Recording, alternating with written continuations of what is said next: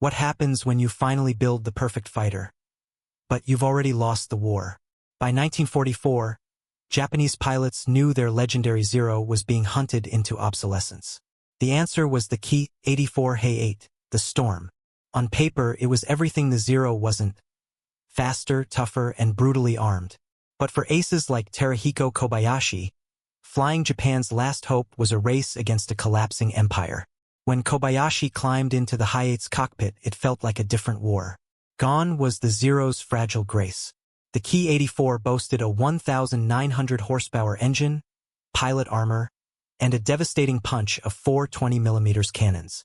Finally, we had a plane that could meet the Americans on equal terms, he recalled.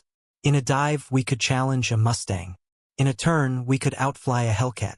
Over the burning skies of Okinawa, Kobayashi used that performance, leveraging the Hayate's explosive speed to slash through formations, claiming 2 P-51s in a single engagement. But the storm was brewing in a vacuum. While over 3,500 Ki-84s were built, the dream was crippled by reality. Factories, battered by bombs, used poorly tempered metals. Engines failed. And most crucially, Japan was running out of both fuel and veteran pilots. Kobayashi's own story epitomized the tragedy. His magnificent fighter was once forced down not by enemy bullets, but by an empty fuel tank, leaving him to crash land in a lonely jungle. The Ki-84 Hayate was a masterpiece of too little, too late.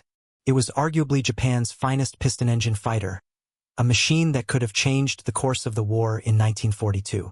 By 1944, it was merely a brilliant footnote, a symbol of technical ingenuity drowned out by the overwhelming tide of industrial war. Kobayashi's own verdict was stark. The storm arrived after the sky had already fallen. This is the story of a plane born into a losing battle. If the tales of history's most tragic, what if weapons intrigue you? Hit like and subscribe to join us for the next chapter of Forgotten Warfare.